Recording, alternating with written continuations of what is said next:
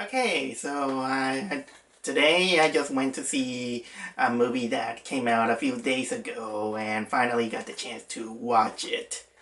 And I'm not gonna establish the reason why, but I'll say that it took me a while to get motivated to go watch this movie that I saw the trailer on the movie theaters, I think only once. And I only saw it twice on in the internet.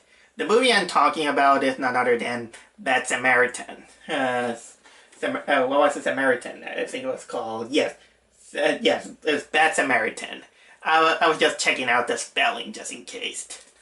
And for those who doesn't know, the word Samaritan means like charitable person, let's say. I saw these kind of plot points in other movies, and so it took me a while to get motivated to go watch this film. And it's a good thing that I did it because right in the get-go I'll say that Bad Samaritan is not a bad movie. It's actually pretty entertaining if you put your heart and interest in it.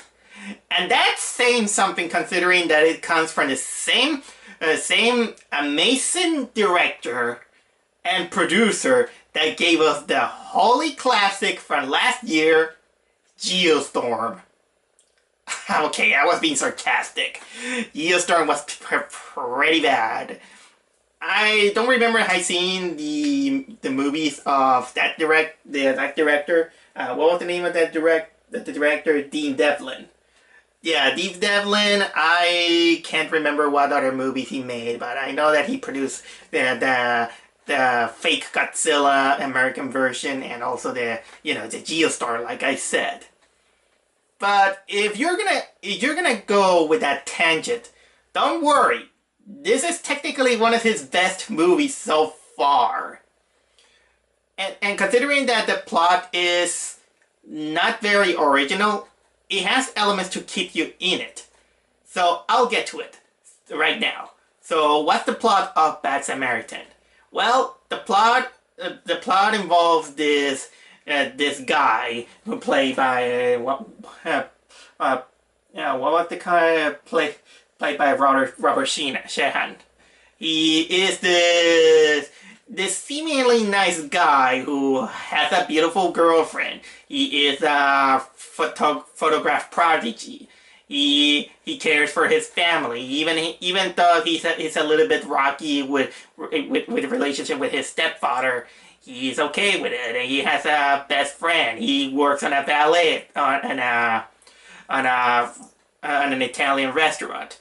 But little that they know is that he and his best friends are in actuality burglars. They take the advantage of being a valet to take the cars of people and steal their things. Burglary. And what happens, but that's not exactly the plot. The plot actually starts when they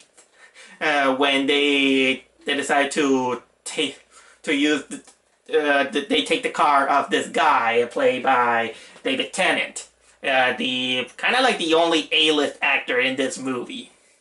And well, David Tennant is like this smug, angry millionaire that they find out, and yeah, he has this great car, and our main character takes the car in order to see his see his address and go to this really humongous house. And what happens is that during his burglary raid, he finds a girl chained up, gagged, and hurt. It's much of a surprise to him that it opens this series of events in which the guy can't get this girl out of his head and decides. And the guy's like, no, I have to do something to rescue this girl. Even if I don't know her, I know that I have to do the right thing, even if it's gonna cost me my reputation of being a thief. But unfortunately, a line of events happens in which it becomes a combat between our main protagonist, who is trying to find the believability of everyone around him to believe that he finds a worse criminal than he is. But also we have David Tennant, who finds out everything about it, and he's kind of like a cat and mouse chase between David Tennant and this guy. And you know what? This is where the best part of the movie happens, because I'll say that if there's one thing that this movie gets it right, is David Tennant. David Tennant, he is probably one of the best cheesy villains you could ever see in a movie in a long while. Well, I mean cheesy villain because it's not like that he's kind of like Thanos or something like that. I will say that he's kind of an enjoyable villain, and it also helps that his acting does really, really, really well. But you know what? Man, it's every time where David Tennant appears, he steals the show. I mean, I know that the other actors are doing well. I mean, the other main character, Robert Sheehan, he's doing well. He's pretty charismatic, he's likable, and it's funny that it is the kind of guy who is technically a petty thief. He does some burglaries, but you also see that he's a guy who technically doesn't want to have some bad intentions. I mean, with the first family that we see that he's gonna try to steal, he tries to convince his friend to not do anything rash, and he even has doubts that it is okay to rob from that family since they seem nice. And by that, it kind of shows that when you're in the thief business, no matter if you're a noble thief, a bad thief, sometimes things can go wrong when you pick the wrong person. In this case, they find a worse criminal that they got, and man, the life of this guy goes downhill. The more each one of them they pick pieces from each other, the more, let's say, that our villain becomes much smart than you could ever imagine, and the life of our protagonist, it goes downhill way drastically hard, I'll say. And man, you feel pity for the guy. You feel because I know he had it coming. He was a burglar, but he wasn't like a horrible burglar. And when he finally grew a conscience, he was going to rectify his his position in life. But sometimes it comes a little bit too late. So man, poor guy. Poor guy. No one will believe him. Sometimes I don't want to spoil too much about the movie. I'll give you some key elements, but there are some things that are worth watching. How this guy's life goes miserable, but in order to explain that, I think it is a good thing to talk about why this movie made David Tennant a great villain. So David Tennant, he plays this millionaire trust fund guy who he has this immense house, which apparently it is kind of like the most how can I say, technologically advanced house you could ever imagine. And the way David Tennant deals with everything is that he has this camera, this security camera on his smartphone, on his car. He knows how to hide everything. And yeah, he has this woman chained up. He has another house in the middle of the woods also. He knows who to hire because he has the money, so he can hide his follies from the police and all this stuff. but in a way, what came into my head is that David Foley, he was kind of like a James Bond villain. With all that technology, that smarts, I how can I say it? I think this is one of my biggest nitpicks of this movie that I could have. I mean, the technology that they have, I don't know if it really exists. I want to know. Sometimes the technology that they use, even for our main characters, it feels a little bit too advanced to make it a little bit realistic. I mean, the guy has a house that apparently locks it themselves up. Apparently, it also hides carpets. There's something on that house and his ways to use that technology. If a house exists like that, let me know. Okay, but the thing is that David Tennant, he has all the security camera, that then he realized that he finds our protagonist and his friends, and he decides to collect as much information about the guy until when he got enough of it, he instead of talking to the police about him, he was like, no.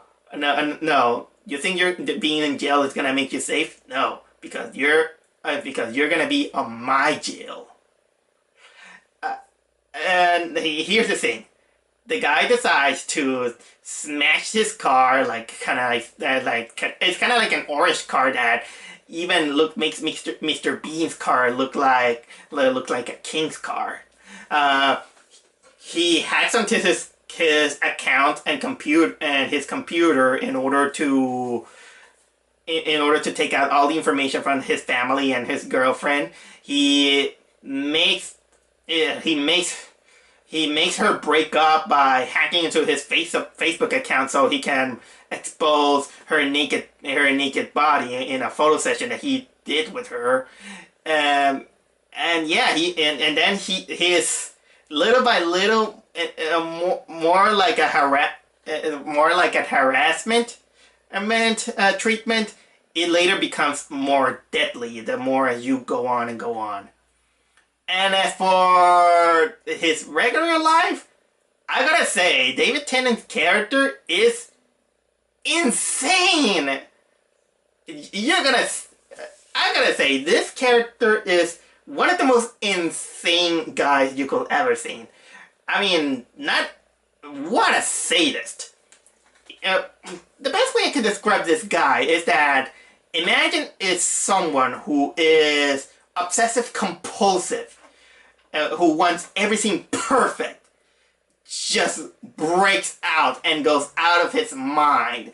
And when David Tennant is insane, he goes extremely insane. And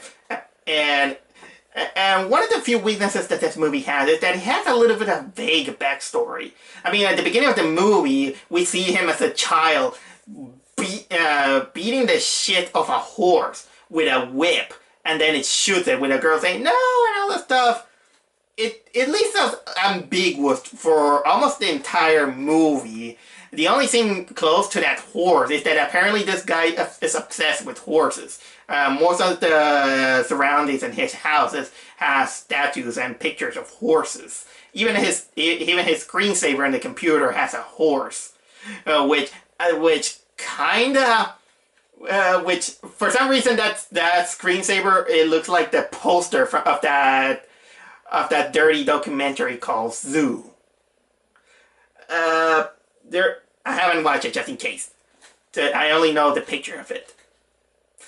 So don't get any ideas. Okay, but the thing is that this guy, he tortured this woman. And we don't know why. Maybe it's because he's crazy. And guess what? He is. He's a total sadist who apparently saw her something wrong and tortured her. And I don't know how he got that technology to have her wear this collar that whenever she screams or made a loud noise, it's gonna electrocute her. But then they told his backstory in a single scene, in an FBI scene, where they finally say that this is a guy who was kind of in a rich family, but he was apparently a total sadist guy, in which he beat up horses, He has this fascination with horses, and that girl that we just saw, it killed her. He killed her, and apparently he just moved on from beating horses to beating women. And yes, it shows later in the movie that these characters are not the only victims that he had. I gotta give credit to him, to the David Tennant character. Of all the villains, not only he was technically kind of scary and thrilling, but mostly I would say that he's kind of the most clever of all the villains. And like I said, he was so clever that he just kind of belonged to a James Bond movie. And speaking of things that kind of doesn't fit, another thing that I have a little bit of a nitpick on this movie is that some of the soundtrack felt a little bit out of place. And that's coming from me, of a guy who forgives things that are out of place. Because at the beginning of the movie, we have this music that, for some reason, it felt like it came from a western slash medieval song, but we're just seeing shots of, I think it was Oregon or Vancouver. Because the way they talk, I kind of begin to believe that this movie takes place in Canada. Maybe it's me. I'm maybe wrong. And even at the end of the movie, there is this music that it felt a little bit too heroic. And also it comes off a little bit funny that on the first couple of scenes, most noticeably the first robbery scene, in which the main character's best friend, he begins to burglarize that family's house. It kind of felt a little bit like a comedy, even with some kind of slapstick happening, which the guy finds out that that family had a Doberman inside the house. And the way it kind of treated is almost like you see like a comedy segment in a thrilling anime. But once that moment happened and we finally find David Tennant, that's when things got thrilling and kind of scary. Yeah, there are a little bit of a jump scares here and there, but I'm glad that they don't abuse it. You just only have your eyes glued on how our main character is gonna get out of the clutches of David Tennant, and how much of his life is getting ruined because of his choices. And that also comes up a little bit with the theme of why the movie is called Bad Samaritan. Because our main character is indeed a little bit of a Bad Samaritan. He was a burglar, but not a horrible burglar. He's not a killer or anything. He has a conscience. But then he finds a worse criminal, and despite he doesn't have any reason to do this. He just thought that he was doing the right thing. And technically, you begin to root for the character because he began to have an epiphany, let's say. An epiphany that it may cost him his reputation as a thief. And he knows that if he exposes everything, he's gonna ruin it. Technically gonna look bad on everybody. And yeah, that he was willing to do that. It just that it didn't came the right time and the right moment, let's say. He's just a guy who he just decided to make up for his own fault by doing a very, very good deed. In this case, saving a woman that he doesn't know from a serial killer. I gotta admit that David Tennant, when he has the crazy face, he's amazing again. Oh my god, I've been spending this whole review praising the guy, and I can see why. If there was an Oscar for best actor in specifically horror, they should give something to him. They should give David Tennant some kind of award for this performances. That's pretty much I have to say. Also, a little bit of a nitpick I have to say is that while the ending is a little bit satisfactory, or sorry, I'm satisfied with the ending, but there was something that it kind of went missing. That I felt that it was a little bit incomplete. It's not that it doesn't ruin the movie. It's just that I'm a little bit nitpicky on this thing. And I already mentioned that one of my biggest nitpicks that I have with the movie is how everything they handle the technology, and how this, not only the house, that it kind of looks like the house from that it kind of is being controlled with a smartphone and all this stuff, that it's kind of like the perfect house of the future. That kind of a little bit it kind of rubbed me in the wrong place, but it's just me. But another thing that kind of rubs me a little bit is that apparently everybody in the world is a hacker. What I mean is that apparently they know how to access all the passwords of each other. Our main character and our villain. They go into each other's account, and apparently they know how to hack the computer in order to get their numbers, addresses, contacts, all of it. Maybe it's the character, then maybe it's just me. You know what? I'm gonna cut this short. Bad Samaritan is an enjoyable film, a million times better than Geostorm, I might add. It's not great. I'm gonna say this. It's not great. It's just that if you want to see a cat and mouse movie with a good thrills and interesting characters, I do recommend Bad Samaritan. Because trust me, people, that this is a movie that will teach us that even the most, sometimes even how can I say, book, you can't judge anyone by how they look. Let's say, I mean, we got a poor middle-aged guy who is a burglar, but he has good intentions. But also we got a rich guy who is really insane. And that's it. I got nothing more else to talk about Bad Samaritan. See you next time.